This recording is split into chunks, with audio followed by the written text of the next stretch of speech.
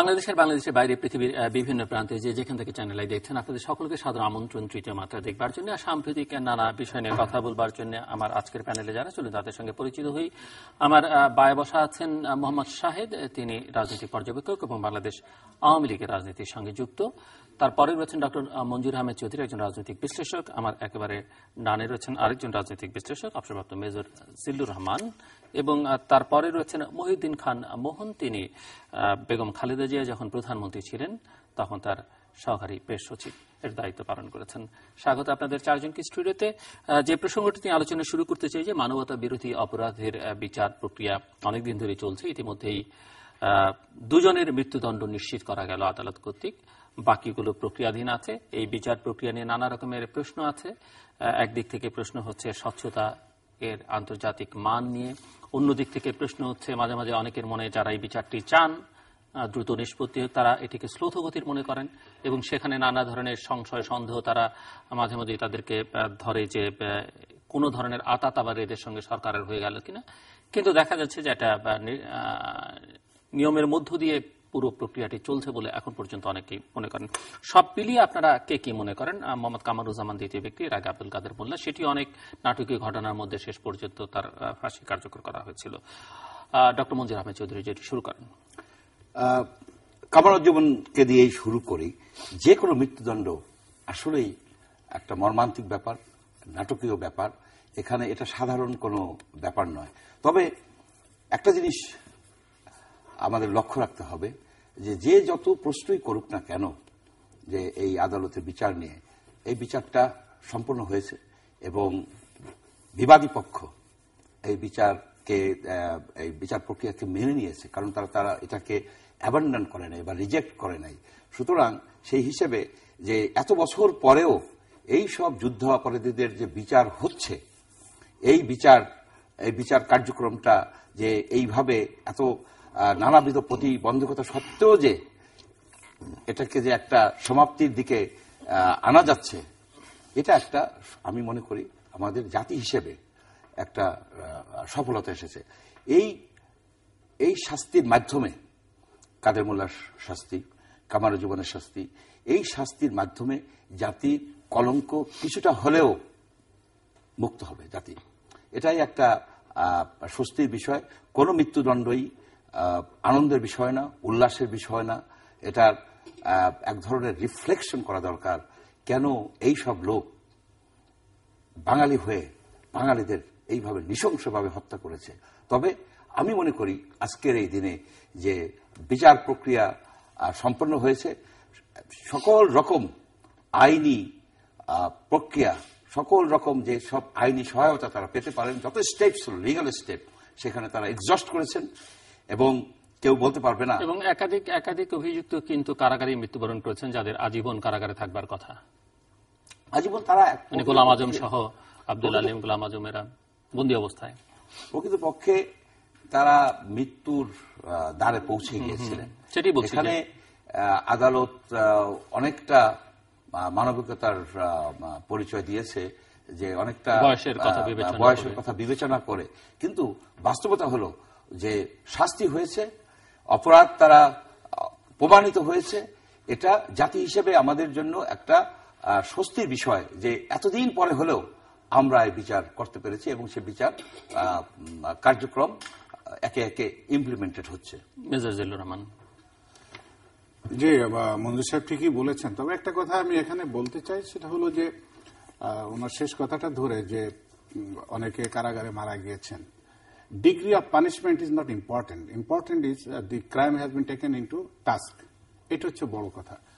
তো সেই দিক থেকে বিবেচনা করলে কারো ফাঁসি হলো বা হলো না, এটা চাইতে বড় বিষয়টা হলো যে ক্রাইমটাকে রিকগনাইজ করা হয়েছে এবং জাতির কাদের উপরে যে একটা কলঙ্ক দীর্ঘদিন ছিল সেটা মুক্ত হলো। একটা সভ্য জাতি হিসেবে আমরা সারা বিশ্বে মুখ উঁচু করে, মাথা উঁচু করে দাঁড়াতে পারবো, এই বিষয়টা নিশ্চিত হলো।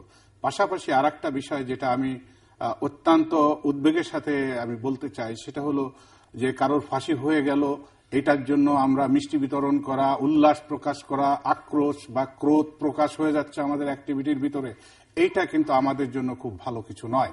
একজন অপরাধ করেছে, তার অপরাধের জন্য যে আইন করা হয়েছে, সরকার আইন করেছে, সেই আইনের মধ্য দিয়ে তাদের যে বিচার, সেই বিচার অনুযায়ী যে সাজা হওয়ার দরকার সেটা সে পাবে। এখন একটা গ্রুপ যারা স্বাধীনতার পক্ষের কথা বলে মাঠে ময়দানে গরম গরম বক্তৃতা দিচ্ছে, আন্দোলন করছে, সমাবেশ করছে, এখানে আমার কাছে কয়েকটা প্রশ্ন সামনে চলে আসে। এই আন্দোলনটা কার বিরুদ্ধে? সরকারের বিরুদ্ধে। যদি সরকারের বিরুদ্ধে হয় তাহলে আমার যুক্তি, সরকার একটা ট্রাইব্যুনাল করেছে, এই সরকার যুদ্ধাপরাধীদের বিচার করে যারা আপনজন হারিয়েছে এবং এই জাতিকে কলঙ্কমুক্ত করার জন্য একটা ব্যবস্থা করে দিয়েছে। সুতরাং তাহলে তাদের বিরুদ্ধে যদি এই আন্দোলন মুভমেন্টটা হয়, এটা কতটুকু যুক্তিসঙ্গত, এটা জাতিকে চিন্তা করতে হবে। পাশাপাশি যদি সরকারের বিরুদ্ধে না হয় তাহলে কাদের বিরুদ্ধে? জাজদের বিরুদ্ধে, বিচারপতিদের বিরুদ্ধে। বিচারপতিরা আইনের যে ধারা আছে, সাক্ষী, প্রমাণ এবং সার্কামস্টেন্সিয়াল এভিডেন্স, এর বাইরে আমরা যত এখানে স্ট্যান্ডবাজি পলিটিক্যাল করি না কেন, যত বিবৃতি দিই না কেন, যত সমাবেশ করি না কেন, 16 কোটি মানুষ যদি এক জায়গায় দাঁড়ায়, কিন্তু আইনে যেটা লেখা নাই, আইনের ব্যত্যয় ঘটিয়ে কি কোনো জাজ কাউকে সাজা দিতে পারবে? পারবে না। সুতরাং যদি সেই ব্যত্যয়গুলা থেকে আমরা দূরে থাকতে পারি, আমার মনে হয় সেটাই ভালো হবে। বিচারের প্রতি শ্রদ্ধা দেখানো হবে এবং সভ্য জাতি হিসেবে আমরা আমার নিজেদেরকে প্রতিষ্ঠিত করতে পারবো। আরেকটা কথা বলি, আজকে অনেকে উল্লাস করে, আমি উল্লাস করি না। আমি ব্যতীত এ কারণে 1971 সালে আমাদের সাথে কাঁধে কাঁধ মিলিয়ে যদি আজকে কামরুজ্জামান সাহেব বা তাদের সঙ্গ যারা ছিল একসাথে যুদ্ধ করতো জাতিকে মুক্ত করার জন্য, আমরা খুশি হতে পারতাম। কিন্তু আজকে দুঃখিত এই জন্য যে তাদেরকে আমাদের পানিশমেন্ট দিতে হচ্ছে। সেই আব্রাহাম লিঙ্কনের সেই মহান বাণীটা আমার বলতে হয়, it pains my heart to punish my people, it burn my soul to see the crimes, but for the sake of humanity I have to bring criminals into the justice. সুতরাং সেটাই হওয়া উচিত। মোহাম্মদ শাহেদ, বিষয়টা হচ্ছে জিল্লুর ভাই যেটা বললেন যে এটা আনন্দিত হওয়ার কিছু নাই, কিন্তু আপনাকে একটা জিনিস চিন্তা করতে হবে, সেই সময় যেসব ফ্যামিলিগুলো এফেক্টেড, এই কামরুজ্জামানের এই আক্রমণের থেকে যেসব ফ্যামিলিগুলো এফেক্টেড, তাদের মনে তো আজকে একটা স্বস্তি বা শান্তি প্রবাহমান হচ্ছে। আজকে মানে জাতি কলঙ্কমুক্ত হয়েছে, আবারও একবার জাতি কলঙ্কমুক্ত হয়েছে, এই ব্যাপারে কোনো সন্দেহ নাই।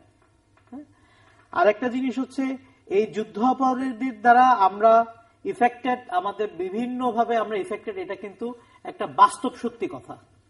সেখান থেকে আমরা আস্তে আস্তে বেরিয়ে আসছি এবং আমার মনে হয় ভবিষ্যতেও আমরা আরো যেসব যুদ্ধ অপরাধীরা আছে তাদের বিচার প্রক্রিয়া যখন সম্পূর্ণ হবে, জাতি পুরোপুরিভাবে কলঙ্কমুক্ত হবে। মহিউদ্দিন খান মোহন, আসলে জাতি কলঙ্কমুক্ত হোক, এটা আমরা সবাই চাই।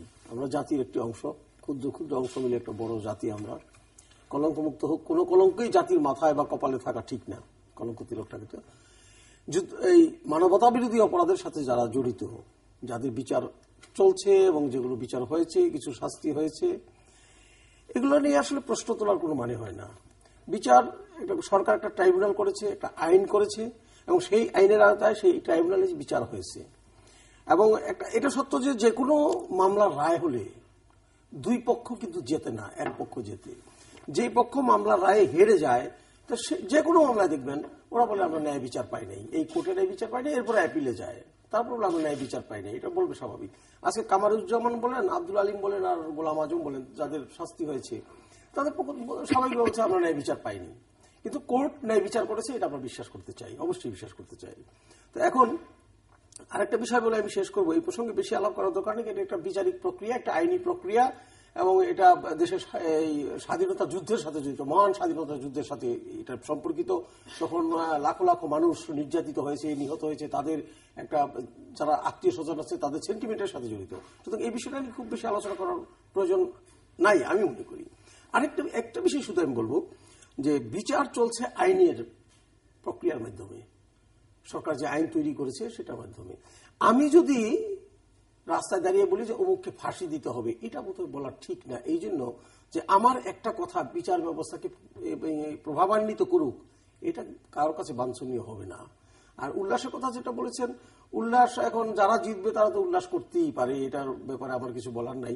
তবে বিচার ব্যবস্থাকে যে আমি অবস্থান করলাম যতক্ষণ পর্যন্ত অমুকের ফাঁসি দেওয়া না হবে আমি ঘরে ফিরে যাব না, আমি এখানে বসে থাকবো, এটা বোধহয় ঠিক না। আইনকে আইনের গতিতে চলতে দেওয়া উচিত, বিচারকে বিচারিক প্রক্রিয়ায় যেতে দেওয়া উচিত এবং যেটা রায় হবে সেটা অবনত মস্তকে সবার মেনে নেওয়া উচিত। জি, অন্য আরেকটি প্রসঙ্গে যাই।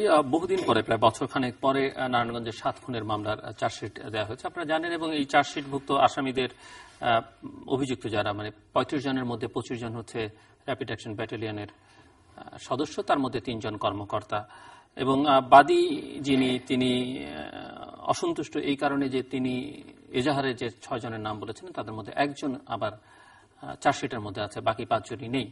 তো সব মিলিয়ে এই প্রক্রিয়াটি বিলম্ব নিয়ে অনেক প্রশ্ন ছিল, শেষ পর্যন্ত চার্জশিট হলো।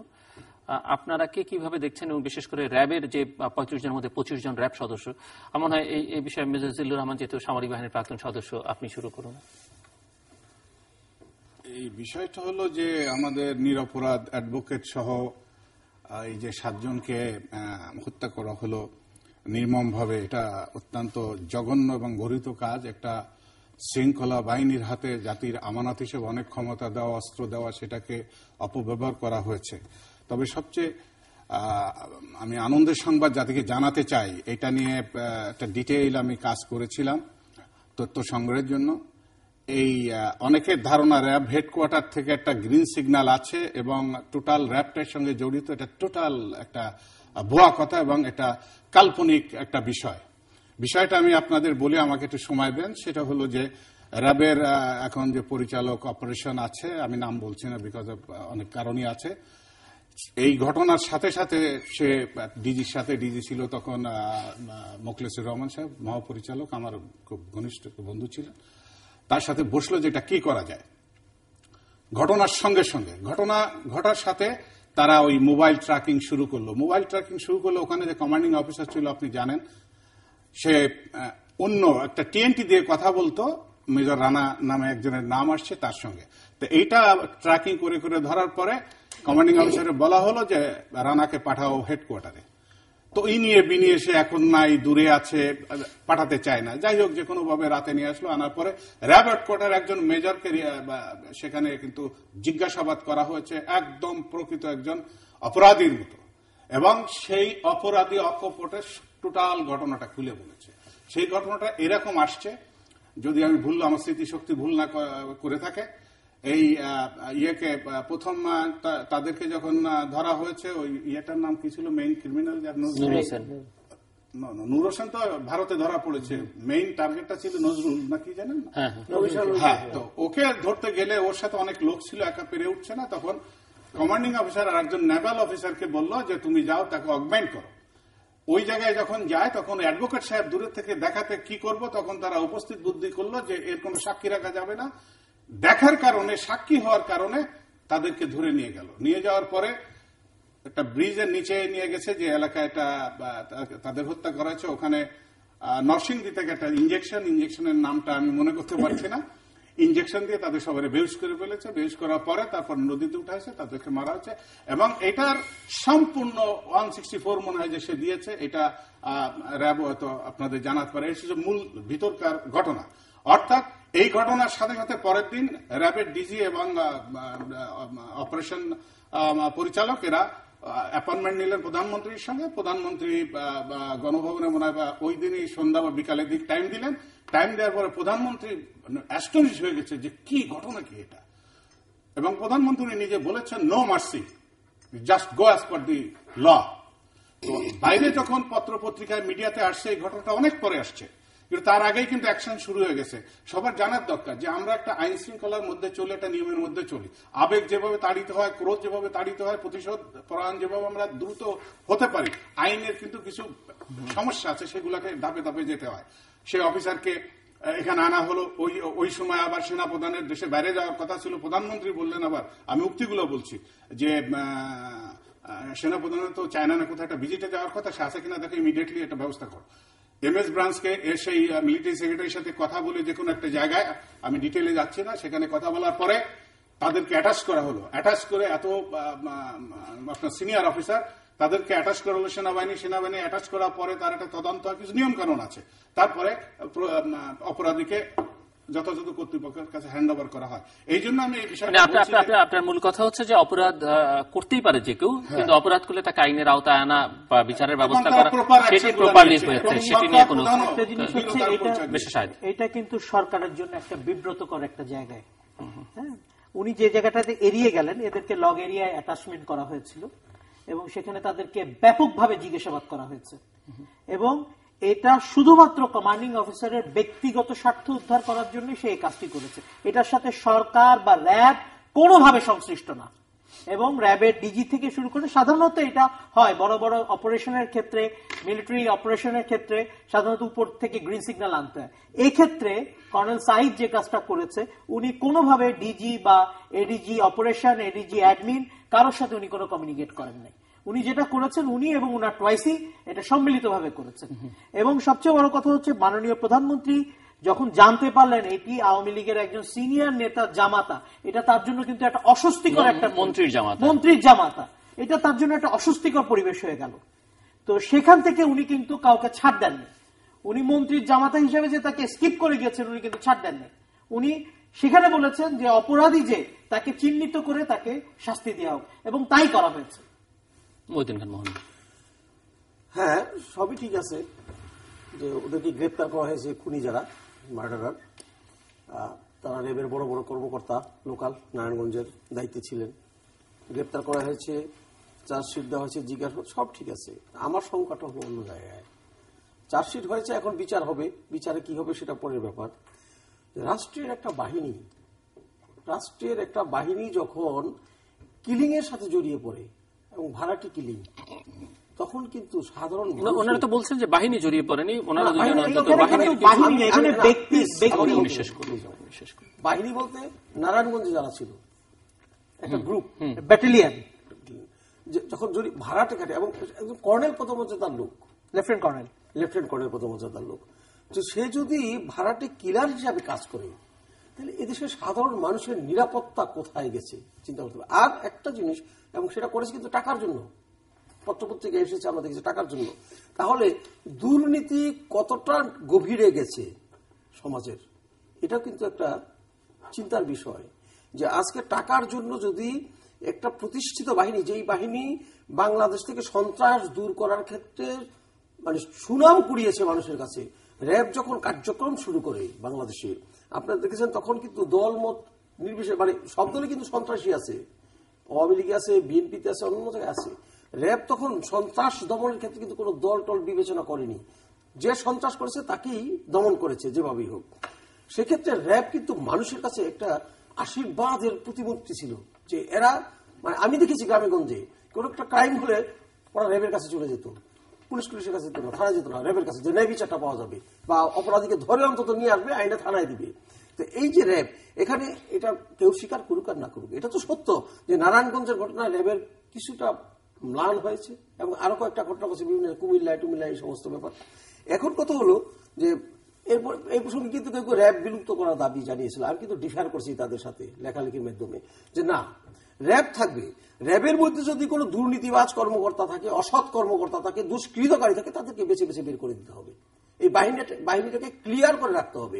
এখন সময় এসেছে যে এ ধরনের আরো কোনো লোক র্যাবে আছে কিনা তাদেরকে বাদ দিয়ে র্যাবটাকে ক্লিয়ার করতে হবে, যাতে ভবিষ্যতে এই র্যাব নিয়ে আর কোনো প্রশ্ন না ওঠে এবং এই ধরনের ঘটনার শিকার হয়ে কাউকে যেন আর দুনিয়া ছেড়ে যেতে না হয়। আপনি যেটা বললেন যে বেছে বেছে এগুলোকে সর্ট আউট করতে হয়, র্যাবে যখন কোনো অফিসারকে পোস্টিং দেওয়া হয় তার কিন্তু এমআই ক্লিয়ারেন্স নেওয়া হয়, মিলিটারি ইন্টেলিজেন্স ক্লিয়ারেন্স। সাইদ তারেকের নেওয়া হয়েছে, কিন্তু কিছু কিছু ব্যক্তি থাকে যে আমার ব্যক্তি স্বার্থ হাসিল করার জন্য, যেটা করেছে কর্নেল সাইদ, যেটা করেছে ব্যক্তি স্বার্থ হাসিল করতে গেছে। আর একটা জিনিস হচ্ছে আর্মিতে বা যে কোনো ব্যাটালিয়নে সিওর বাইরে যাওয়ার কিন্তু কোনো সুযোগ নাই কোনো অফিসারের বা কোনো ব্যাটালিয়নের বা কারোর সিওর বাইরে সুযোগ নেই। নারায়ণগঞ্জে যেটা হয়েছে, সিও যেভাবে কমান্ড করেছে সেভাবে ব্যাটালিয়ন আলটিমেটলি অ্যাকশন ইয়ে করেছে। তো আমি জিলুমে একটু কারেক্ট সংশোধন করি যে আইন বহির্ভূত সিওর বিরুদ্ধে যাওয়া তো দূরের কথা, আমি প্রধানমন্ত্রীর বিরুদ্ধে যেতে পারি, রাষ্ট্রপতির বিরুদ্ধে যেতে পারি। আমার এনডিএমএল ম্যানুয়াল অফ মিলিটারি লতে বলা আছে good order and bad order. What is good order definition আছে, হোয়াট ইজ ব্যাড অর্ডার সেখানেও ডেফিনেশন আছে। আর একটা কথা যেটা শায়দ নিয়ে আসলেন, আমি ওনারটা ধরেই বলি, সেটা হলো যে হ্যাঁ, অনেক আমাদের গোয়েন্দার ক্লিয়ারেন্স নেওয়ার পরে এটা হয়, বাট আমি বলতে পারি যে এই যে যাকে নিয়ে কেন্দ্র করে এই ক্রাইমটা হয়েছে সে বিতর্কের ঊর্ধ্বে ছিল না, র্যাবও তাকে গ্রহণ করতে চায় নাই এবং সে বিতর্কের ঊর্ধ্বে কেউ ছিল না এই পর্যন্ত। আপনি কর্নেল সাঈদের কথা বলছেন। তাহলে কি তাকে আপনি বলতে চাচ্ছেন যে সরকার ইচ্ছা করে চাপিয়ে দিয়েছে র্যাবে? সরকার দিয়েছে কি কে দিয়েছে আপনি যত কাঁচা কথা বলছেন, আমি আপনার মতো ওইভাবে তো কথা বলতে চাই না। কে দিয়েছে আপনি বোঝেন, কে দিয়েছে। আমি বলছি র্যাব চাই না এই ধরনের অফিসার আসুক, কারণ আমি অতীতে চাকরি করেছি, আমার রেকর্ড দেখলে আপনি এখানে আমাকে বসে কথা বলতে দিবেন কিনা আপনি দেখে বোঝেন না। এইরকম একটা ইন্ডিপেন্ডেন্ট কমান্ডে কারে দেওয়া যায়, সে লোকের ঊর্ধ্বে কে থাকতে পারে, ক্রোধের ঊর্ধ্বে কে থাকতে পারে, প্রতিহিংসার ঊর্ধ্বে কে থাকতে পারে, অর্থ প্রতিপত্তির বাইরে কে থাকতে পারে, ধন্যবাদ বিষয় থাকে। ডক্টর চৌধুরী, এখানে কয়েকটা প্রশ্ন উঠে এসেছে। চার্জশিট হয়েছে, আপনিও প্রশ্ন তুলতে পারেন। কোন ধারায়? এটা কি 54 ধারায়? 302? আমরা সেটা জানি না, কিন্তু কাকে কোন ধারায় করা হয়েছে, এই চার্জশিটের মাধ্যমে কি কাউকে বাঁচিয়ে দেওয়া হবে কিনা সেটাও দেখতে হবে, কোন ধারায় করেছে। যেহেতু আমি লয়ার না, সেটা বলতে পারবো না।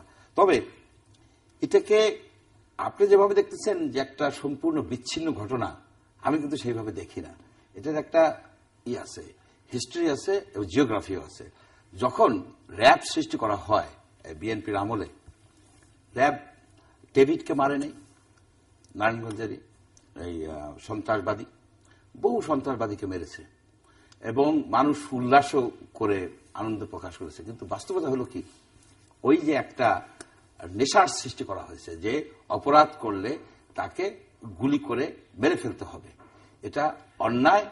কেউ একই ব্যক্তি জাজ, জুরি, প্রসিকিউটর হতে পারে না। এইখানে দেখা যাচ্ছে কি, যেসব লোককে ক্রস ফায়ার করে মারা হয়েছে, ডিসিশন নিয়েছে কে? হু টুক দ্য ডিসিশন? কোন লেভেলে? এখানে দেখুন, এই যে যুদ্ধাপরাধীদের যে বিচার হচ্ছে, তাদের তো আপনারা ক্রস ফায়ার করেন নাই। কেন করছেন না? কারণ তাকে সকল আইনি সহায়তা আপনি দিবেন, এটাই একটা সভ্য রাষ্ট্রের কথা। এখানে যেসব অপরাধীদেরকে ক্রস ফায়ার করে মারা হয়েছে এবং তার জন্য আমরা প্রশংসার বাণী বলতেছি, আমি কখনোই এটা প্রশংসাযোগ্য কার্য নয়। এইখানে এই যে নারায়ণগঞ্জের ঘটনা কিন্তু অতীতের ঘটনার ফল। এটা একদিনে হয় নাই বা একজনের দ্বারাও হয় নাই, এটার বহু অ্যাক্টর আছে। এইভাবে করতে করতে এটা ধরে নিয়েছে। আপনি কি মনে করেন এই যে কর্নেল সাঈদ, এটা তার একমাত্র অপরাধ, প্রথম অপরাধ এবং শেষ অপরাধ? এর আগে সে করে নাই? এরকম তো অনেক অভিযোগ উঠেছে, তখন তো বেরিয়ে আসে নাই। যদি তাই হয়ে থাকে, তাহলে কি এই বাহিনীকে আপনি সম্পূর্ণভাবে কলঙ্ক মুক্ত একটা বাহিনী বলতে পারেন? পারেন না। যে বাহিনীর ভিতর থেকে কর্নেল সাঈদের মতো, মেজর রানার মতো গান ফর হায়ার কিলার, ভাড়াটে কিলার সৃষ্টি হতে পারে, সেখানে একটা বিচার বিভাগীয় তদন্ত হওয়া উচিত। সেখানে এই যাদের তাকে কি বলা হয়, কমিশন অফ এমিনেন্ট পার্সনকে দিয়ে একটা করা উচিত, যে কমিটি, সেখানে তাদেরকে রিফর্ম করার দরকার আছে। আপনি একটা আলাদিনের দৈত্য ছেড়ে দিয়েছেন জনগণের উপরে, কাউকে কিছু হলে আপনি ভয় দেখান, তুলে নিয়ে যাওয়া হয়, এটার প্রতিবাদ করা দরকার। আইনের শাসন প্রতিষ্ঠিত হয়নি বলে কিন্তু আজকে এইরকম হচ্ছে। আপনি দেখেন, আপনার মন্ত্রীরা মুহূর্তে বলছে শেখ হাসিনার আন্ডারে ইলেকশন হবে, আওয়ামী লীগের আন্ডারে ইলেকশন হবে। একবার মাত্র চিন্তা করে না যে ইলেকশন শেখ হাসিনার আন্ডারে হয় নাই বা সরকারের আন্ডারে হয় নাই, আওয়ামী লীগের আন্ডারে হয় নাই। ইলেকশন হয়েছে নির্বাচন কমিশনের আন্ডারে। এখন নির্বাচন কমিশনকে আমরা কিন্তু কখনোই বলি নাই যে তুমি আইন ভঙ্গ করছো, এই সব ভুয়া ইলেকশনকে তুমি ওকে করে দিয়েছো, তুমি তাদেরকে অ্যাপ্রুভাল দিয়েছো। আমরা বলি না। আমাদেরকে আইনের শাসন প্রতিষ্ঠিত করতে হবে। আইনের শাসন প্রতিষ্ঠার একটা ধাপ, এই যে 7 মার্ডারের যে চার্জশিট হয়েছে, আমরা জানি না কিরকম চার্জশিট হয়েছে, তারপরেও বলবো it is a step forward. জাতি একটা, এটাও একটা মানে আপনার একটা কলঙ্কর একটা অধ্যায় সৃষ্টি হয়েছে। সেই কলঙ্কের অধ্যায় থেকে হয়তো আমরা কিছুটা হলেও মুক্তি পাবো। তবে দেখতে হবে বিচার প্রক্রিয়াটা কিভাবে আগায়, এবং এটাও দেখতে হবে। আপনি বলতেছিলেন যে প্রধানমন্ত্রীর কাছে এরা চলে গিয়েছে, কেন যাবে প্রধানমন্ত্রীর কাছে? একটা হত্যাকাণ্ডের জন্য প্রধানমন্ত্রীর পারমিশন যখনই নিতে হয়, তখনই বুঝতে হবে রাষ্ট্রযন্ত্র ভেঙে পড়েছে। এখানে যখনই একটা বিচার হত্যাকাণ্ড হবে, এক বা একাধিক, তখন পুলিশের কাজ হবে তদন্ত করা, যেভাবেই হোক। সেখানে প্রধানমন্ত্রীর গ্রিন সিগন্যালের তো দরকার নাই। না, মঞ্জু ভাই, এখানে আমি বলি, এখানে কিন্তু প্রধানমন্ত্রীর কাছে অনুমতি নিয়েছেন কিন্তু হত্যাকাণ্ডের জন্য না, এখানে প্রধানমন্ত্রীকে সিচুয়েশনটা বোঝাতে গিয়েছিল। কেন যাবে তারা সিচুয়েশন বোঝাতে? কেন যাবে তারা সিচুয়েশন বোঝাতে? প্লিজ, আমি তো এটাকে থ্রো করেছি। বিষয়টা এরকম যে আমরাও অনেক জায়গায় অতীত জীবনে চাকরি করে আসছি। এটা এমন একটা স্পর্শকাতর ইস্যু, বাহিনীর সদস্যরা যেখানে জড়িত, তারা কি আইনের উঠে? আমি শেষ করি। সেই আইনের জন্যই তো অলরেডি তারা যা কর্মকাণ্ড শুরু হয়ে গেছে। ওই দিনে রাতেই একটা অর্ডার, পোস্টিং অর্ডার আউট করা হয়েছে, প্রায় অর্ধেক ব্যাটালিয়নে বিভিন্ন জায়গায় ডিসমেন্টেল করে দিচ্ছে, যেগুলো ইউনিফর্মের নিয়মের ভিতরে হয়, অটোমেটিক শুরু হয়ে গেছে। But as a head of the state, she has got all the right to know. এটা ওই পর্যায়ের থেকে আপনি এই ধরনের ঘটনা ঘটলো, আপনি প্রধানমন্ত্রী হলে আপনি তো পরের দিনই তারা স্যাক করে বলবেন, এই ঘটনা আমি জানি না কেন, কি হয়েছে আমাকে ব্রিফ করো। তারা নিয়মিত ব্রিফিং করতে গেছিল। হালকাভাবে দেখার কেন কিছু নাই। এটা পারমিশন নিতে গেছে। আমি এক লাইন বলবো যে ঘটনা, নারায়ণগঞ্জ ঘটনা নিয়ে প্রধানমন্ত্রীর কাছে যাওয়াটা, প্রধানমন্ত্রী কিন্তু পুরো স্টেটটা দেখেন, পুরো রাষ্ট্র উনি চালান। এই ধরনের একটা ঘটনাকে প্রধানমন্ত্রীর কাছে বলতে হবে, তাহলে উনি যদি এগুলো দেখেন, দেখাশোনা করেন, তাহলে রাষ্ট্র চালান। না, এখানে মোহন ভাই, এখানে একটা বিষয় আমি একটু বলি। এখানে একজন কমান্ডিং অফিসার, এখানে র্যাবের আইন আছে, হয়ে গেছে, র্যাবের আইন আছে, রাষ্ট্রের আইন আছে, আপনি সেই অনুযায়ী তাদের ব্যবস্থা নেওয়ার পরে প্রধানমন্ত্রী গোটা জাতি যেখানে রাস্তায় নেমে গেছে, গোটা জাতি শঙ্কিত। আমরা সবাই একসাথে বললে কেউ আমাদের কথা শুনবে না।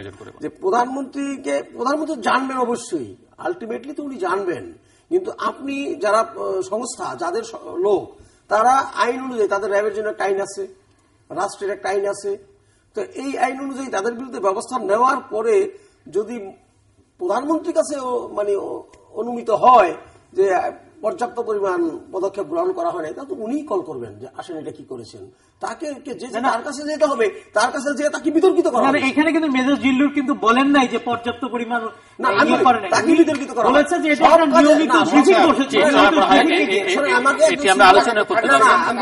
আমি একজন সিনিয়র সাংবাদিক অনেক আগে, সেই 97-98 দিকে আমাকে বলেছিলেন, উনি একজন সিনিয়র সাংবাদিক, পরে আবার সংসদ সদস্য হয়েছিলেন, বলছিলেন যে মোহন, যেই দেশে বিমানবালারা কি শাড়ি পরবে সেটাও রাষ্ট্রপতির কাছে স্যাম্পল দেখাতে হয় এক সময়, 91 আগে। সেই দেশে রাষ্ট্রপতি তো রাষ্ট্রের জন্য কোনো কাজ করতে পারবে না। তো প্রধানমন্ত্রীকে যদি সবকিছু আগে জানিয়ে বা ছোট একটা ঘটনা, কবি মানুষ ছিলেন, এগুলা দেখে পছন্দ করতেন, এই জন্যই হয়তো ওনাকে দেখানো হতো। বাট এটা is not a job of the government. এটা আমার অভিজ্ঞতা থেকে বলি, এবং আপনি যখন ওই এপিএস ছিলেন, আমি ওই অফিসে ছিলাম, সবচেয়ে বড় অফিসে। বিষয়টা হলো যে আইনে সব দেওয়া থাকলেও ইট ইজ কার্টিসি যে এই ধরনের সিচুয়েশন হলে আমরা প্রধান বসকে অ্যাপ্রাইজ করি, যদিও আইনের সব অথরিটি আমার হাতে, তারপরও তাকে বলি। আর এটা অত্যন্ত একটি স্পর্শকাতর ইস্যু ছিল, যেটা অবশ্যই যে কোনো ব্যক্তি ওই চেয়ারে থাকলে তাকে অ্যাপ্রাইজ করতেই হবে, এবং টোটাল ঘটনাটা ওই সংস্থার অফিসাররা, দর্শকরা যারা শুনছেন তারা বিবেচনা করবেন। আপনারা বলেন ভিন্ন ভিন্ন মত আছে এই বিষয়ে। এবার যাই আমরা একটু সিটি কর্পোরেশন নির্বাচনের দিকে।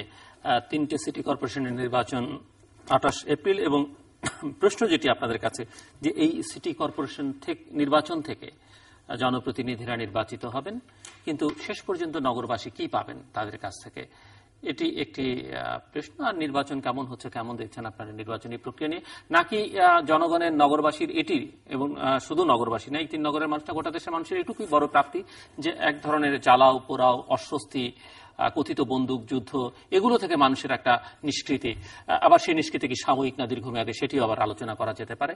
ডক্টর চৌধুরী, প্রথমত যে নিষ্কৃতি, একটা স্বস্তি সুবাতাস বইছে। খালেদা জিয়া তিনি তার বাসভবনে ফিরে গেছেন। মাননীয় প্রধানমন্ত্রী বলেছেন 3 মাসে দুঃসময় কেটে গেছে, কিন্তু যে 100-100 অধিক, প্রধানমন্ত্রী আরো বলেছেন যে তিনি পরাজয়ের গ্লানি নিয়ে বাড়ি ফিরে গেছেন। সুতরাং দুজনের এক ধরনের স্যাটিসফ্যাকশন আছে। খালেদা জিয়া চেয়েছিলেন জাতীয় নির্বাচন, তিনি পেয়েছেন সিটি কর্পোরেশন নির্বাচন, কিছু পেয়েছেন। কিন্তু এই যে 100-ও বেশি লোক দগ্ধ হয়ে মারা গেলেন, তাদের পরিবার কিন্তু কিছুই পাবে না। এবং যারা পঙ্গু হয়ে গেছেন, আহত হয়েছেন, অনেকে ব্যবসায় সর্বশান্ত হয়ে গেছেন, তাদের জন্য কিন্তু এই দুই নেত্রীর কাছ থেকে খুব কিছু যে পাওয়ার আশা নাই। আর ওই প্রশ্নেই আসি, এই নির্বাচন কতটা মিনিংফুল? খুবই কম। এই নগর পিতা যারা হতে যাচ্ছেন এর ভিতর থেকে তো একটি নগরী দুজন পিতা পাবেন, আপনি কম পাওয়া না, কিন্তু একজন পিতা পাওয়ার কথা, সেখানে দুজন পিতা পাচ্ছেন। ঢাকা আগের থেকেই দুইটা ভাগে ভাগ ছিল, ক্যান্টনমেন্ট এলাকা আর ঢাকা সিটি সম্পূর্ণভাবে বিভক্ত ছিল, কিন্তু এখন হয়েছে তিনটা ভাগে ভাগ। তা করুক, তিনটা চারটা করতে পারে। তুগলকি কাণ্ড তো এটা প্রথম না। আপনার যে ওই যে টাইম আপনি চেঞ্জ করে দিয়েছিলেন, লাকিলি ডেট চেঞ্জ করেন নাই। আমি তো ভয় পাচ্ছিলাম যে ক্যালেন্ডার চেঞ্জ না করে ফেলে, সেই রাশিয়ান রেভলিউশনের মতো 7 দিন নাই করে দিচ্ছিল ক্যালেন্ডার থেকে। এনিওয়ে, এই যে মেয়র সাহেবরা হচ্ছেন, মেয়ররা কিন্তু যারা ক্যান্ডিডেট তারা কিন্তু একবার বলতেছেন না তারা গ্রিন সিটি করবেন, তিলোত্তমা, মানে এমন সিটি যে সিটি সারা বিশ্বের একটা উদাহরণ হয়ে থাকবে, কিন্তু কখনোই বলেন না এই সিটিতে লোকজন বাসে করে যাবে তো পেট্রোল বোমায় মারা পড়বে না। এটা কিন্তু তারা বলেন না, আর বলার কোনো কারণও নাই, কারণ তাদের হাতে তো কোনো ক্ষমতা নাই। এখানে মেয়রদের হাতের ক্ষমতা হচ্ছে কি, লাইট জ্বালানো, গার্বেজ ফেলানো, আর মশা মারার একটা দায়িত্ব আছে, কিন্তু ওটা পারেন না। আর কিছু দায়িত্ব, সামান্য কিছু রাস্তা ওনাদের হাতে আছে, বাকি রাস্তাগুলি রোডস অ্যান্ড হাইওয়েজের। আর অ্যাকচুয়ালি টোটাল পাওয়ার তো রাজুকের হাতে। সুতরাং এইখানে মেয়রদের কাছে আপনি কি আশা করতে পারেন? তিতাস বলেন, ওয়াসা বলেন, ডেস্কো বলেন, সকল কিছুই তো বিভিন্ন মিনিস্ট্রি, 60-এর মতো প্রতিষ্ঠান আছে যারা জনগণকে সেবা দেয়। সুতরাং এই নির্বাচনটা হচ্ছে, আমাদের স্থানীয় সরকার হচ্ছে এক ধরনের ছেলে খেলা, এদের হাতে কোনোই পাওয়ার নাই। সামান্য কিছু টাকা দেওয়া হয়, তাদেরকে ভুলিয়ে ভালিয়ে রাখা হয়। যদি অ্যাকচুয়ালি যেমন যানজট মুক্ত করবেন, মেয়র সাহেব, কোন মেয়র সাহেব যানজট মুক্ত করতে পারবেন? ট্রাফিক কি তার হাতে? ট্রাফিক পুলিশ কার হাতে? উনি কি বলতে পারবেন যে ট্রাফিক পুলিশদের বা এইভাবে রাস্তার লেইনগুলি করা উচিত? সে ক্ষমতা নাই। এখানে কোনো ক্ষমতাই দেওয়া হচ্ছে না। সামান্য কিছু টাকা পয়সা উঠানুনরা, সেগুলি দিয়ে ওই কিছু লুটপাট হয়। এখানে ভালো ভালো যেসব ফুটপাত আছে সেগুলিকে ভাঙা আবার সেখানে করা হয়, এই আর কি। এর বাইরে আসা আমি কিছু করি। মহিউদ্দিন খান মোহন। ধন্যবাদ। ক্ষমতা নাই মেয়রদের বা অন্য কোনো স্থানীয় সরকার প্রতিনিধিদের, কিন্তু তারপরেও কিন্তু ওই ক্ষমতা নাই এর মধ্যে ওই ক্ষমতাটা পাওয়ার জন্য এত কিছু, এত হইচই, এত আয়োজন, এত দৌড় ঝাঁপ, তাই না? এখন এই নতুন যারা মেয়র হবেন এই বিভক্ত ঢাকা সিটি কর্পোরেশনে বা চিটাগং কর্পোরেশনে, তারা কি দিবেন এটা বোধহয় আগাম বলা যাবে না। কি দিতে পারবেন সেটা বলা যাবে না। অতীতে কারা কি দিয়েছেন সেটা কিন্তু আমাদের নজরে আছে। ঢাকা সিটিকে দুভাগ করা হয়েছে, আবার মনে হয় এখানেই একটা বিরাট প্রশ্ন। একটা সিটি দুভাগ হয়ে গেল, আমাদের রাজধানী ঢাকা, জাতীয় সংসদ ভবন উত্তর সিটিতে, আমাদের সচিবালয় দক্ষিণ সিটিতে, প্রাইম মিনিস্টার অফিস কি মাঝখানে আছে না উত্তরে পড়ছে, বঙ্গভবন দক্ষিণে পড়েছে? এই যে অবস্থা, এখন আমরা আমাদের রাজধানী কোথায় বলবো? ঢাকা উত্তরে বলবো? হ্যাঁ, জাতীয় সংসদ উত্তরে, প্রধানমন্ত্রী কার্যালয় যদি উত্তরে পড়ে থাকে তাহলে উত্তরে, আর বঙ্গভবন এবং সচিবালয় দক্ষিণে, তাহলে রাজধানী দক্ষিণে। এই যে একটা বিভ্রান্তি, কেন এটা করা হলো? কি প্রয়োজন ছিল ঢাকা সিটিকে দুই ভাগ করার? কোনো প্রয়োজন ছিল না। এখানে একটা রাজনৈতিক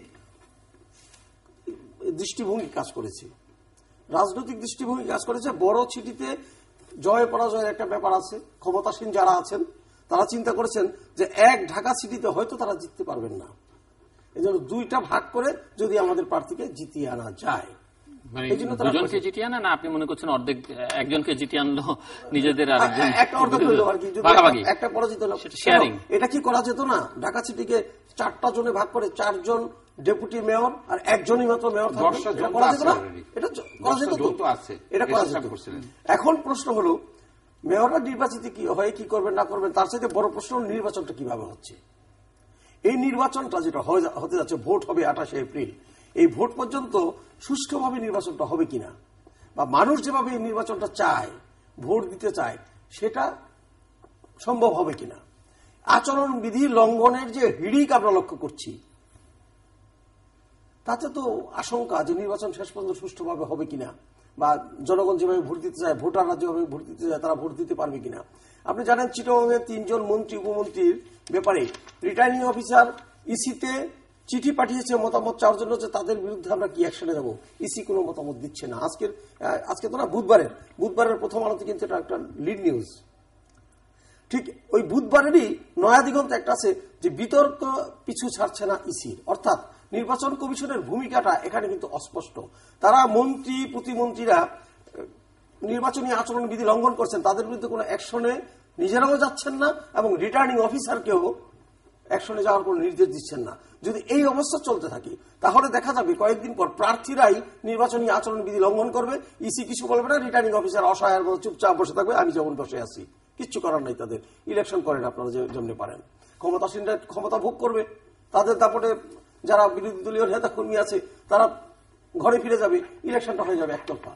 কিন্তু এই যে এখানে আমাদের নির্বাচন কমিশনের এফিসিয়েন্সি নিয়ে কথা, তারা কিন্তু ওই মন্ত্রী এমপিদের নাম, আমার ধারণা চিটাগংয়ের যে এক ফুল মন্ত্রী আর দুইজন হলো আপনার প্রতিমন্ত্রী, এই দুই তিনজনের নাম শুনেই বোধহয় তারা সব চুপসে গেছে যে কিভাবে আচরণবিধি আমরা এখানে বারবারই কিন্তু সতর্ক করতেছে।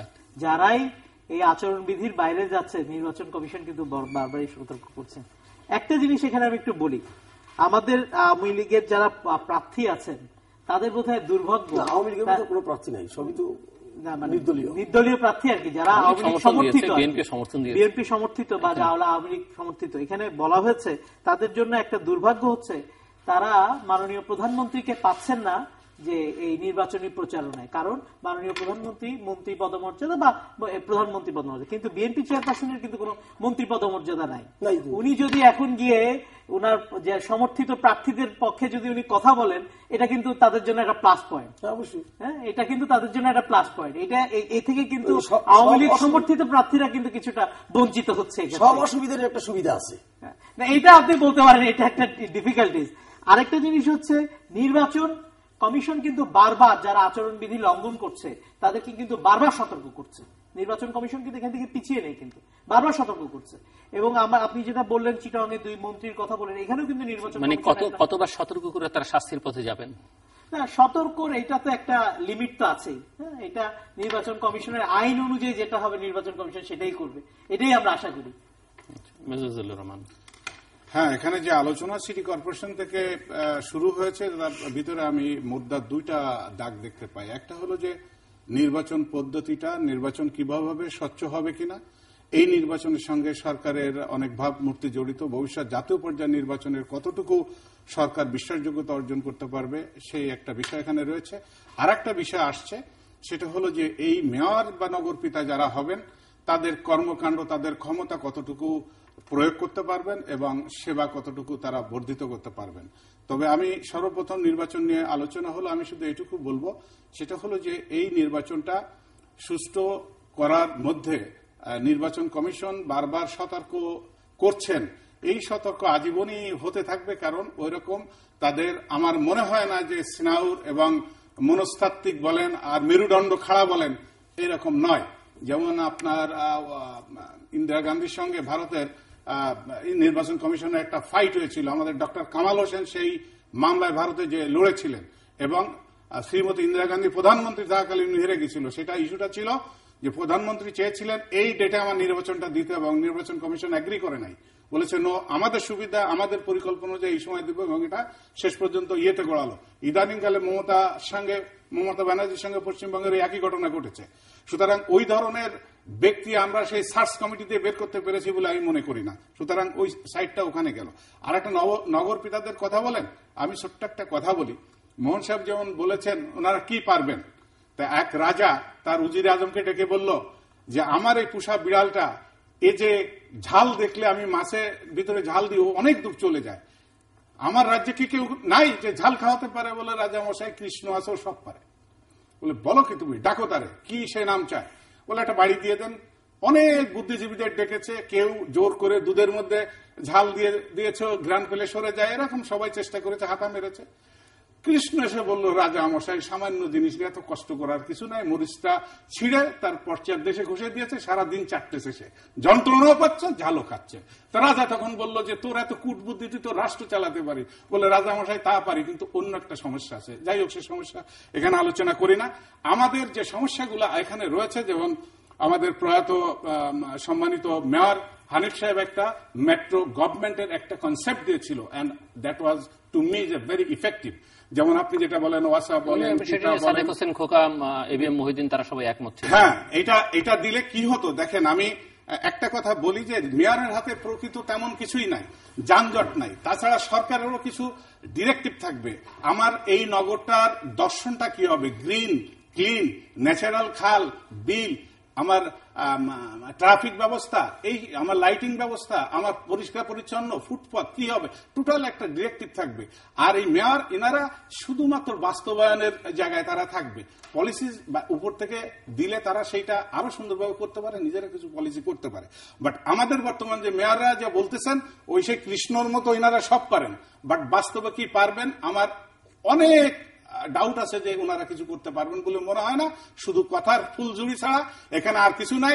একটা জিনিস করতে পারবেন, কাউন্সিলররা হয়তো ঠিকাদাররা চলে আসবে, এসে এই অলরেডি সনদপত্র নিয়ে আসছে যে আমি ঠিকাদারি করি না, কিছু কাউন্সিলর ঠিকাদার হবে, ওখানে ভাগ বাটোয়ারা লুটপাট করবে সিটি কর্পোরেশনের।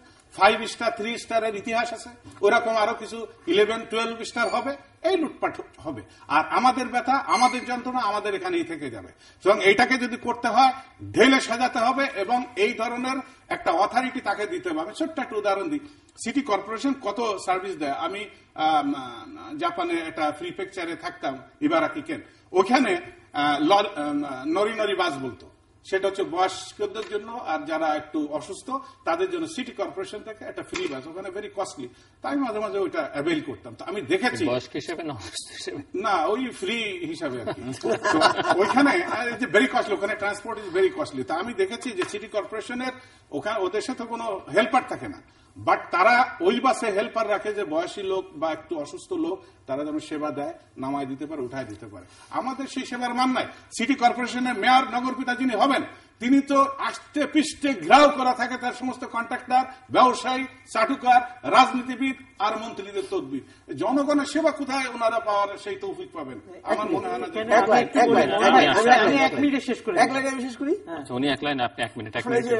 আমি কিন্তু ওই শব্দটা বলি নাই, একে কনসাসলি আমি এটা পেরিয়ে গেছি। এই মেয়রের বাংলা প্রতিশব্দ নগরপিতাটা কে করলো আমি তাকে একটু দেখতে চাই।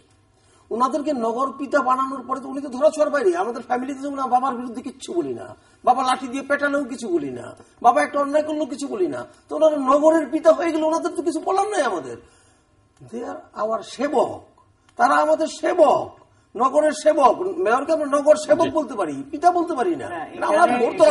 আমার ভাই একটা কথা কিন্তু বলে গেছে যে বেগম জিয়া জাতীয় নির্বাচন চেয়েছিলেন, উনি সিটি নির্বাচন পেয়েছেন। উনি সিটি নির্বাচনে কিন্তু অংশগ্রহণ করেছেন। কেন করেছেন? তাহলে উনি এই যে এতদিন ধরে যেই উনি অবরোধটা করে আসছিলেন, এর থেকে কি উনি একটা এক্সিট চেয়েছেন এই সিটি নির্বাচনের মাধ্যমে? আপনি উত্তর দেবেন পরে। আমার মনে হয় উনি কিন্তু একটা ফ্রি এক্সিট চেয়েছিলেন, সেই এক্সিটটা দিয়ে উনি বেরিয়ে গেলেন। উনি আমাদের মাননীয় প্রধানমন্ত্রী যখন সরকারও কি এক ধরনের এক্সিট চাইলে, মানে একটা এক ধরনের স্বস্তির জন্য একটা সুযোগ, এটা তো একটা ডিউলি ইলেকশন ছিল আরো 5-7 বছর আগে ধরেই এটা হওয়ার কথা, সেই ইলেকশনটাই দিয়েছে। তা এখন সরকার তার কৌশল তো অবলম্বন করবেনই, কারণ এই সরকারের অস্তিত্ব টিকে রাখার জন্য সরকার তো তার কৌশল অবলম্বন করবে। বিষয়টা হচ্ছে যে বেগম খালেদা জিয়ার সাথে যখন 5ই জানুয়ারি ইলেকশনের আগে যখন মাননীয় প্রধানমন্ত্রী টেলিফোনে কথা বললেন, উনি কিন্তু পরিষ্কারভাবে বলে দিলেন যে আমি হরতাল অবরোধে বাসার থেকে বের হই না। সেই অবরোধ চলাকালীন সময় কিন্তু বেগম খালেদা জিয়া কোর্টে গেলেন, বেল নিলেন, বাসায় ফিরে গেলেন। তাহলে এতদিন ধরে যে আমরা যে অবরোধের মধ্যে, এখনো অবরোধের মধ্যে আমরা যে যাচ্ছি, তাহলে এটা দায় দায়িত্ব কে নিবে? ডক্টর চৌধুরী বলতে চাইছেন কিছু? না, আমি বলতে চাচ্ছিলাম এই যে এই প্রশ্নটাই যে দায় দায়িত্ব কে নেবে। এই যে 100-এরও বেশি লোক মারা গেছে, এটা দায় দায়িত্ব কে নিবে? এই দায় দায়িত্ব নেওয়া দরকার তো আপনার যারা মারে তারা কি যে অটোমেটিক্যালি যে বলে যে প্রেস কনফারেন্স করে যে আমি খুন করছি, আমি মারছি, এটা ধরতে হয়। আপনি কি ধরছেন? অনেক ধরেছে, ধরেছে কয়জনের জামাতের অনেক ধরা হয়েছে। তারপর কি হয়েছে? তারপরে কি হয়েছে? আপনি যে 2014 সনে যে বিরাট তাণ্ডব হইল, বহু লোক মারা গেছে 2013-তে, বহু লোক মারা 2013-তে যে বহু লোক মারা গেছে, পুলিশ মারা গেছে। আচ্ছা, কয়টা লোকের মৃত্যুদণ্ড, এই হত্যার পানিশমেন্ট মৃত্যুদণ্ড, মৃত্যুদণ্ড হয়েছে। আমি আপনাকে আর একটা প্রশ্ন করি, 2004 সনের যে ওই শেরাটনের সামনে 11 জন লোক পুরায় মারছে, কারা মারছে আপনি জানেন নাকি জানেন না? বলেন। আপনি জানেন না, শুনেন নয় কিছু, ওকে, আপনি তো পলিটিশিয়ান, জানেন না। তাই সরকার 8 বছর 7 বছরের পাওয়ারে বাইক করে নেই কেন? কারণ ওরা তো পাবলিকের বাচ্চা, ওই মারা গেছে, ওদের কিছুই আসে যায় না। কয়েকটা পাবলিক মারা গেছে, দর্জি, দোকানদার। যদি 11 জন আপনাদের মতো আমাদের মতো এই পলিটিশিয়ান মারা যেত, আমলা মারা যেত, সামরিক কর্মকর্তা মারা যেত, তছনছ হয়ে যেত। এই যে 100 জন লোক মারা গেছে, পুড়ে গেছে, এদের যারা মারছে তাদেরকে ধরার দায়িত্ব হচ্ছে সরকারের। ধরে তাদেরকে প্রসিকিউট করবে, তাদের বিচার এনশিওর করবে। আপনি তাদের নিয়ে কি নেগোসিয়েট করতেছেন? এই জনগণের এই যে লোকগুলি মারা গেছে, পুড়ে গেছে, মানে আপনি কি মনে করছেন কোন নেগোসিয়েশন চলছে বিবাদমান পক্ষগুলোর মধ্যে? আমার তো তাই মনে হচ্ছে। আমার তো তাই মনে হচ্ছে। মহিউদ্দিন খান মোহন, মিস্টার শাহেদ প্রশ্ন রেখেছিলেন, ওই যে এক্সিট, মানে প্রশ্নটা এরকম যে আসলে বিএনপি কি অর্জন করলো এর মধ্য দিয়ে, আর সেই বেগম জিয়ার ভাষায় যে যৌক্তিক পরিণতিতে না পৌঁছাওয়া পর্যন্ত আন্দোলন চলবে, যৌক্তিক পরিণতিতে পৌঁছলো কিনা এই সিটি কর্পোরেশন, যেমনটা মিস্টার মঞ্জুর বলছেন, এবং এই যে অবরোধ চলছে, হরতালও চলেছে, তার কোনো কার্যকারিতা নেই। তো বিএনপি মত এটি রাজনৈতিক শক্তি কেন এই ধরনের কর্মসূচিকে হাস্যকর নিজেদের হাস্যকর করে তুলছে কেন? না, আমি বলি যে প্রশ্নটা তুলেছেন, আমি অন্য চ্যানেলে টক শোতে আমি কিন্তু বলেছি যে এই ধরনের মানে কর্মসূচি স্থগিত করে দেওয়াই ভালো, বেটার। এই জন্য বিএনপির ভিতরে কেউ কেউ সমালোচনা করেছেন, এমনও বলেছে না ফোন করে আমাকে, ভাই আপনি কি আওয়ামী লীগে যোগ দিচ্ছেন নাকি? বললাম না, আমি বিএনপি সমর্থক, সম্ভাবনা সক্রিয় না, সম্ভাবনা নেই, কোনোই সম্ভাবনা নাই, কোনোই সম্ভাবনা নাই। তো হচ্ছে কি, আমি তো একজন মানুষ, আমি বিএনপি সমর্থক, একসময় সক্রিয় কর্মী ছিলাম, খেলোয়াড় ছিলাম আর কি, ব্যাট বল হাতে। এখন আমি ওই রমিজ রাজা, কপিল দেব, তাদের মতো ভাষ্যকার, ধারাভাষ্যকারের পর্যায়ে চলে আসছি, বাধ্য হয়েছি আর কি। যাই হোক, সেটা অন্য প্রসঙ্গ। তো আমি তো একজন মানুষ, আমি চোখে দেখছি কি হচ্ছে, হরতাল অবরোধ ডাকা হচ্ছে, কার্যকর হচ্ছে না, এটা তো কোনো অর্থ নাই। রাজনীতিতে অনেকগুলো কৌশল থাকে। যখন আপনার একটা কর্মসূচি কার্যকর হবে না, সেই কর্মসূচিকে সরে আসা লজ্জার কোনো ব্যাপার না, লজ্জার কোনো ব্যাপার না। যদি লজ্জার হতো তাহলে কিন্তু আপনি খেয়াল করে দেখবেন আইয়ুব খানকে সরাতে 10 বছর লাগছে আমাদের। তাহলে কি এখানে আপনি বলতে চাচ্ছেন বেগম জিয়া শেষ করতে দেন, তখন আপনি আমাকে প্রশ্ন করা লাগবে না, উত্তরটা নিজেই পেয়ে যাবেন। আইয়ুব খানকে সরাতে 10 বছর লেগেছে এই দেশের মানুষের। ইরশাদকে সরাতে, হোসেন মোহাম্মদ এরশাদকে সরাতে 9 বছর লেগেছে, আন্দোলন করছি। এরশাদের সময় আন্দোলন 87 সালে কি তুঙ্গে উঠে গেল, নূর হোসেন নিহত হলো, স্টপ হয়ে গেল আন্দোলন। আবার 90 থেকে সেই আন্দোলন তুঙ্গে উঠলো, কত বছর পর? 3 বছর পরে। আজকে যে আন্দোলন বিএনপি এবং নেতৃত্বাধীন 20 দলীয় জোট করেছে, একটা পর্যায়ে আন্দোলনটা শুরু হয়ে গেছে হঠাৎ করে। আমরা একটা 9-10 বছরের মধ্যে এর মধ্যে ঢুকতে যাচ্ছি। শাহেদের জন্য খানিকটা স্বস্তির ব্যাপার হবে, স্বস্তির ব্যাপার যে তারা থাকতে পারে অনেকদিন। কিন্তু রাজনীতিতে একটা ব্যাপার আছে, আমি যেটা সবসময় বলি, যে একটা ছোট্ট আগুনের স্ফুলিঙ্গ একটা নগরকে জ্বালিয়ে পুড়িয়ে ছাই করে দিতে পারে।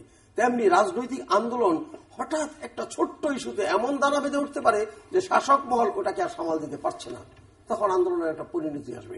আজকে যে প্রশ্নটা উনি তুলেছেন, আমার মনে হয় উনি ভুল করেছেন না, আমি ভুল করছি, যে বেগম জিয়া যেদিন আদালতে গেছেন ওদিন কিন্তু ঢাকায় হরতাল ছিল না, হরতাল ছিল, অবরোধ কিন্তু ছিল না। ঢাকা কিন্তু অবরোধ মুক্ত এখন, ডিউ টু ইলেকশন। হ্যাঁ, ইলেকশন সারা দেশে অবরোধ চলছে, সারা দেশে অবরোধ আছে, মাঝে মাঝে হরতাল থাকে না সারা দেশে, পরিষ্কার না এখন, পরিষ্কার না। তবে আমি আমার জানা মতে সিটি কর্পোরেশন ইলেকশনটা এক্সিট রুট হয়েছে কিনা বিএনপির জন্য, আমি মনে করি যে বিএনপি আন্দোলন করতে গিয়ে, কর্মসূচি দিতে গিয়ে এমন একটা পর্যায়ে চলে গিয়েছিল যে তাদের বেরিয়ে আসার একটা রাস্তা দরকার ছিল। সেই বেরিয়ে আসার রাস্তাটা হয়ে গেছে সিটি কর্পোরেশন নির্বাচন। এবং সরকার এখন বিএনপি নির্বাচনে পার্টিসিপেট করে, বিএনপি পার্টিসিপেট মানে সমর্থন করায়, প্রার্থীদের সমর্থন করায়। আমার তো সরকারি বেকায়দায় পড়ে গেছে। তারা তো ভেবেছিল ফাঁকা মাঠে একটা গোল। মাইনর অনেকক্ষণ ধরে কথা বলছেন, মেজর এখানে একটা বিষয় এখানে আমি বলবো যে বেগম খালেদা জিয়া একটা এক্সিট রুট চাচ্ছিলেন কিনা, তো এটার সাথে আমার মনে হয় যে এটা পার্সিয়াল কথা হবে। সরকারও একটা এক্সিট রুট খুঁজতেছিল কিনা এই প্রশ্নটা অবান্তর কিছু নয়, কারণ বিএনপির জন্য যেটা স্বস্তিদায়ক ছিল না, নিশ্চয়ই সরকার যিনি পরিচালনা করছেন সংসারের মধ্যে এরকম সমস্যা থাকলে সেই সংসার কর্তা যিনি পরিচালনা করেন তিনি নিশ্চয়ই শান্তিতে ছিলেন না। আর আরেকটা কথা, মঞ্জুর সাহেব যেটা বললেন যে শেরাটনের সামনে গান পাউডার দিয়ে 11 জনকে পুড়িয়ে মারা হলো, দুঃখজনক হলো সত্য, এগুলো আমি সবসময় প্রতিবাদ করেছি যে এই সরকার যখনই যে সরকার ক্ষমতায় থাকে মিথ্যা মামলা, ভুয়া মামলা, মিথ্যা সাক্ষী দিয়ে সত্য ঘটনা কি, সত্য যেটা সেটাও জনগণ কনফিউজ হয়ে যায় যে আসলে কি এটা সত্য। দেখুন ওই শেরাটনের ঘটনায় যাকে 164 করে সাক্ষী বানানো হয়েছিল এবং আওয়ামী লীগের নেতাদের নাম বলা হয়েছিল, পরবর্তীতে দেখা যায় সে সময় সে জেলখানায় ছিল। তখন এক পুলিশ কর্মকর্তা বলছে, হ্যাঁ বেটা তুই জেলে ছিলি, তাকে বললি না কেন? ঠিক একইভাবে জজ মিয়ার নাটকও দেখেন, ওই যে সরকার যখন ক্ষমতায় থাকে তাই। ঠিক বর্তমান সরকারও বর্তমানে যত মামলা দিচ্ছেন এটা যে মিথ্যা না তার প্রমাণ কোথায়? আর এক্সিটের কথা বলছেন যে মঞ্জুর সাহেব ঠিকই বলেছেন যে এদেরকে ধরা হলো কোথায়, এদেরকে সাজা হলো কোথায়, আসলে তো অনেক দিকে আমরা ব্যত্যয় দেখছি। আবার মির্জা ফখরুল ইসলাম আপনাদের ভারপ্রাপ্ত মহাসচিব, MK আনোয়ার, গয়েশ্বর রায়, তারপরে লেটেস্ট হচ্ছে আপনার বিসি ইমাজউদ্দিন সাহেবের নামে পেট্রোল বোমার মামলা, এই মামলা সে মামলা। এখন জনগণ এগুলো বিশ্বাস করে না। এই বিশ্বাসযোগ্যতা অর্জনের জন্য সরকারকে যে কোনো জায়গায় একটা বেজ লাইন ধরে একটা সত্যের দিকে এগোতে হবে।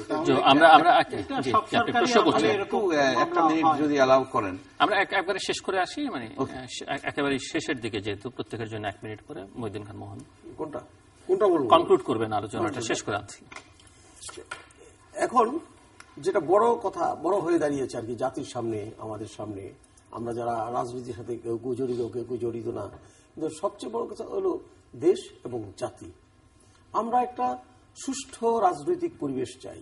আপনি খেয়াল করে দেখবেন যে এখনো মানে বিএনপি তো তার ওই কর্মসূচি থেকে সরে এসেছে, বলা যায় সরে এসেছে, কিন্তু সরকার কি সরে এসেছে? আসে নাই। গত 3 দিনে বিএনপি কার্যালয়ের সামনে থেকে 13 জন নেতাকর্মীকে গ্রেপ্তার করা হয়েছে।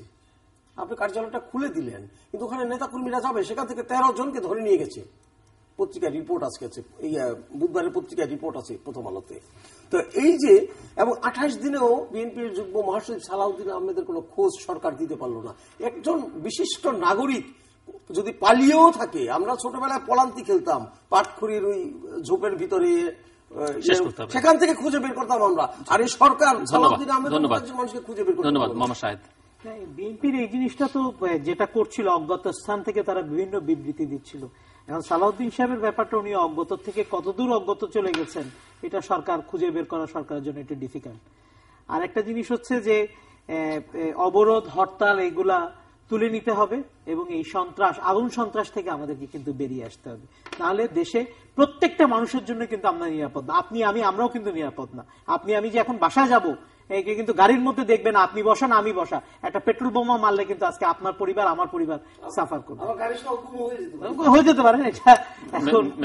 এখন সামনে যেটা আমাদের রাজনৈতিক সুবাতাস কিছু বইছে, এইটাকে ধরে রাখতে হলে সবচেয়ে বড় ইস্যু যিনি নগরের মেয়র হবেন তিনি কি করতে পারলেন, ওটা হচ্ছে বড় ইস্যু হয়ে দাঁড়াবে। সরকার কত নিউট্রালি এবং সমতল ভূমিতে প্লেয়ারদের খেলার আয়োজন করে দিবেন, সেটার উপরে ভবিষ্যতে অনেক কিছু নির্ভর করছে।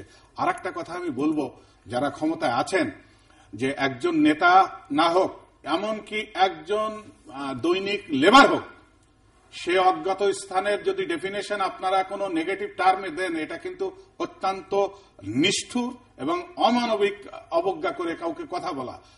যে ব্যক্তিটা গুম হয়েছেন, যাকে খুঁজে পাওয়া যাচ্ছে না, তার পরিবার, তাদের মানসিক অবস্থা বিবেচনায় রাখতে হবে। আপনি তো সরকার, আপনি সবার অভিভাবক, সুতরাং আপনি কারোর প্রতি আক্রোশী হয়ে, কারোর প্রতি ঘৃণা বা ক্রোধ হয়ে আপনি একটা নিষ্ঠুর আলোচনা বলতে পারেন না। আমি এই মোহন সাহেবের কথা থেকে বলতেছিলাম যে আন্দোলন আপনাদের শেষ, একটা এক্সিট চাচ্ছিলেন, এক্সিট চাইলেন, আন্দোলন আপনারা শেষ করলেন, কিন্তু এই যে পেট্রোল বোমায় আপনাদের কর্মসূচির মাধ্যমে যে এতগুলি লোক মারা গেল, আপনারা কি তার কখনো দায় দায়িত্ব নিয়েছেন? বা ঘুণাক্ষরে বলেছেন, সমবেদনা প্রকাশ করেছেন, এটা কোনো আন্দোলন না। এটা হচ্ছে জনগণকে জিম্মি করে, জনগণকে মেরে তাদেরকে এক ধরনের সন্ত্রাসের মাধ্যমে আপনার ক্ষমতায় যেতে চান। ক্ষমতায় যেয়ে আপনার হাওয়া ভবন করবেন, আবার লুটপাট করবেন।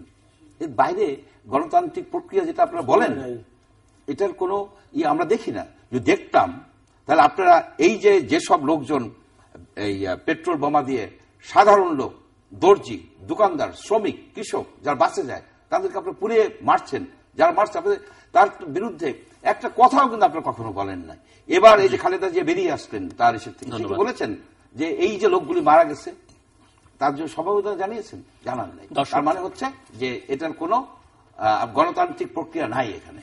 অনুষ্ঠানের শেষ প্রান্তে আমরা তোমাদের সম্পর্কে আপনারা লিখতে পারেন ডাকে ইমেল SMS এর মাধ্যমে, ইন্টারনেট আমাদের অফিসিয়াল ওয়েবসাইট অথবা সোশ্যাল নেটওয়ার্কগুলোতে যেসব পেজ রয়েছে সেসব পেজে আপনাদের মতামত রাখতে পারেন। আর আপনাদের মতামতে আমাদের অনুষ্ঠান টুইটার মাত্রা আপনি দেখতে পাবেন প্রতি বৃহস্পতিবার এবং শুক্রবার বাংলাদেশ সময় রাত 2টায়, বুধবার দুপুর 11:30 এবং শুক্রবার দুপুর 1:05 দেখবার আমন্ত্রণ। মিস্টার মহিউদ্দিন খান মোহন, মেজর জিল্লুর রহমান, মিস্টার মোহাম্মদ শাহেদ এবং ডক্টর মজির আহমেদ চৌধুরী, অসংখ্য ধন্যবাদ আপনাদের চারজনকেই। দর্শক, আমার চার অতিথির কথাই আকার ইঙ্গিতে বেড়ে এসেছে যে এক ধরনের সুবাতাস বইতে শুরু করেছে। নানা ঘটনা প্রবাহ মানুষকে খানিকটা সময়ের জন্য স্বস্তি দিচ্ছে, কথা সত্যি, কিন্তু প্রশ্ন হচ্ছে এই স্বস্তি দীর্ঘস্থায়ী হবে কিনা বা কতটা স্থায়ী হবে। কেননা সংকটের মূল জায়গাগুলো যদি চিহ্নিত না করা হয় এবং সেগুলো নিয়ে যদি কাজ না করা হয়, অ্যাড্রেস না করা হয়, তাহলে সংকট যে কোনো সময়, এই সুবাতাস যে কোনো সময় দমকা হাওয়ায় পরিণত হতে পারে এবং সবকিছু লণ্ডভণ্ড করে দিতে পারে। কাজেই এই স্বস্তির সময়টাতে সুস্থভাবে চিন্তা করে কার্যকর পদক্ষেপগুলো গ্রহণ করা দরকার এবং সবাই মিলেই সেটি করা দরকার। দর্শক, আমাদের সঙ্গে থাকবার জন্য অসংখ্য ধন্যবাদ। আপনাদের সবার জন্য শুভকামনা।